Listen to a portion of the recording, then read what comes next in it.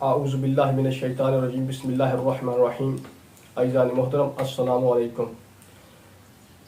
اہل سنت عالم مولانا عبداللطیف ستار نے شیعہ سے 3 سوال کیے ہیں اور کہا ہے کہ شیعہ اس کا جواب نہیں دے سکتے۔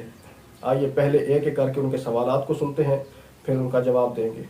لیکن اس سے پہلے سامعین، فدق کے مسئلے پر شیعہ حضرات سے ہمارے 2 سوال ہیں۔ یہ 2 سوال ایسے ہیں جو اس فدق کے مسئلے کو بالکل واضح کر دیتے ہیں، اور یہ 2 سوال ایسے ہیں سامعین جس کے جواب سے شیعہ حضرات آج تک عاجز ہیں۔ تو ہم انہی سے پوچھتے ہیں کہ آپ ذرا ہمیں بسند صحیح ایک حوالہ پیش کریں حضرت علی رضی اللہ تعالیٰ عنہ سے۔ حضرت علی رضی اللہ تعالیٰ عنہ کو فیصل بنا لیتے ہیں، ان کا ایک حوالہ پیش کریں کہ انہوں نے خلفائے ثلاثہ کے عمل کو فدق کے بارے میں غلط کہا ہو، انہوں نے حضرت ابوبکر صدیق رضی اللہ تعالیٰ عنہ کے بارے میں وہی کچھ کہا ہو فدق کے بارے میں جو آپ کہتے ہیں۔ بنائے نا، حضرت علی رضی اللہ تعالیٰ عنہ کا کیا موقف تھا؟ کبھی حضرت علی رضی اللہ تعالیٰ عنہ نے کہا کہ جی خلفائے ثلاثہ کا جو رویہ تھا، جو طریقہ کار تھا، جو تقسیم تھی فدق کے معاملے میں، وہ غلط تھی؟ یہاں تک اس سوال کا تعلق ہے تو ہم شیعہ تو علی علیہ السلام کو جج، فیصل اور قاضی مقرر کر کے ان کے فیصلے پر عمل کریں گے۔ آیا یہ بات آپ کو بھی منظور ہے؟ اگر منظور ہے تو بسم اللہ۔ اہل سنت کی معتبر کتاب صحیح مسلم اور دوسری معتبر کتاب سنن الکبریٰ، ان دونوں کتابوں میں حضرت عمر کا اقرار موجود ہے کہ علی علیہ السلام انہیں کاذباً، عاصماً، غادراً، خائناً سمجھتے تھے۔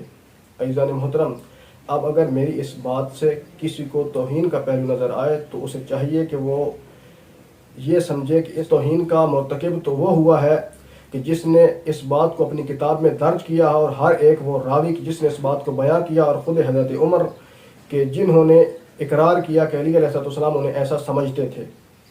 دوسرا سوال سامعین، کہ اس فدق کے مسئلے پر ہم شیعہ حضرات سے پوچھتے ہیں کہ حضرت ابوبکر صدیق رضی اللہ تعالیٰ عنہ نے اس فدق کا کیا کیا؟ اس فدق کا کیا کیا؟ بقول آپ کے حضرت فاطمہ رضی اللہ تعالیٰ عنہ کو نہیں دیا تو آخر کیا کیا؟ اپنی ذاتی ملکیت میں لے لیا، اپنے استعمال میں لے لیا؟ آپ ذرا اس کا جواب دیں۔ سامعین، حقیقت یہی ہے کہ حضرت ابوبکر صدیق رضی اللہ تعالیٰ عنہ نے اس فدق کو اسی طریقے سے استعمال کیا جس طریقے سے نبی علیہ السلام استعمال کرتے تھے۔ یہاں تک اس سوال کا تعلق ہے تو جب فدق رسول اکرم صلی اللہ علیہ وسلم نے اپنی حیات مبارکہ میں ہی جناب سیدہ سلام اللہ علیہ کو ہبہ فرما دیا تھا، تو اس کی اصل مالک جناب سیدہ سلام اللہ علیہ ہیں۔ اب وہ چاہیں جس طرح تصرف کریں، یہ حق ان کو ہے، کسی اور کو یہ حق نہیں ہے کہ وہ رسول کے طرز پر تصرف کرے یا نہ کرے، کیونکہ یہ مال اس کا ہے ہی نہیں، اسے حق تصرف ہی نہیں ہے، تو وہ کیسے اس میں تصرف کر سکتا ہے؟ تو اگر حضرت عثمان غنی رضی اللہ تعالیٰ عنہ نے اس فدق کو بطور ملکیت کے مروان کو دے دیا تھا تو حضرت علی رضی اللہ تعالیٰ عنہ کو چاہیے تھا نا کہ مروان سے لیتے، لیکن حضرت علی رضی اللہ تعالیٰ عنہ کا ایسا کوئی عمل شیعہ حضرات ہمیں نہیں دکھا سکتے۔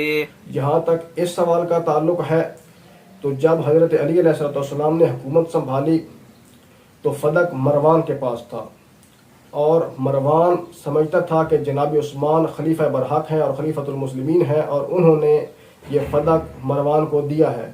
اب اگر علی علیہ السلام بزور شمشیر فدق واپس لیتے تو مروان نے کہنا تھا کہ مجھے خلیفۃ المسلمین عثمان نے یہ مال، یہ جائیداد عطا کی ہے، آپ کون ہوتے ہیں اسے مجھ سے چھیننے والے؟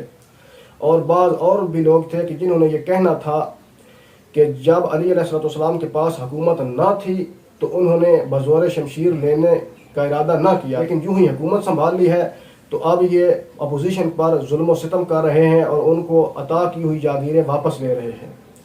اس مصلحت کے تحت علی علیہ السلام نے مروان سے فدق واپس نہیں لیا، اور اس سے یہ ثابت نہیں ہوتا کہ علی علیہ السلام راضی تھے کہ فدق مروان کے پاس رہے۔